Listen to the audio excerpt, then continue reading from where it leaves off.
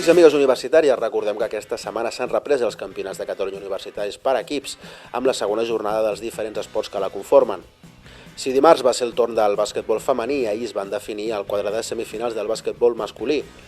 Els pavellons nord i sud de Sabadell van acollir els 5 partits restants, que davant dels grups B i A respectivament, perquè cada equip s'enfrontés amb els rivals del seu grup a una volta. Recordem que els primers classificats de cada grup van passar directament a les semifinals. La Universitat Ramon Llull arribava com a líder destacat del grup B i no va defraudar. D'aquesta manera, amb les victòries que va aconseguir ahir, es va classificar directament per les semifinals del proper dia 13 de febrer.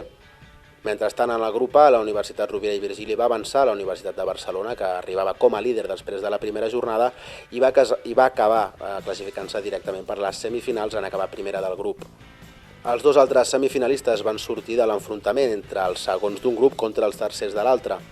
Així doncs, l'actual campiona, la Universitat Politècnica de Catalunya, va accedir al quadre de semifinals en imposar-se 35-30 a la Universitat de Girona. En l'altre duel directe per accedir a semifinals, la Universitat Pompeu Fabra va guanyar la Universitat de Barcelona 43-34 en un gran partit del jugador número 14 de l'equip vermell.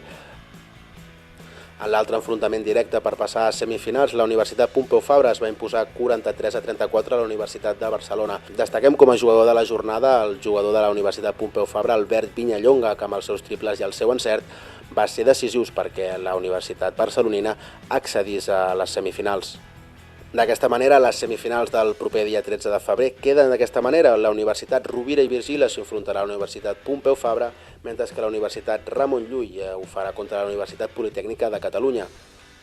Recordeu que la competició segueix avui amb dos esports diferents. El futbol sala femení es donarà lloc en el pavelló nord de Sabadell a partir de les 9:30 del matí, mentre que el handbol masculí ho farà en el pavelló OAR Gràcia de Sabadell, també a partir de les 9:30 del matí. Com sempre, podeu fer un seguiment de la competició a través de les xarxes socials o a través de la pàgina oficial dels Campionats de Catalunya Universitaris. Us hi esperem!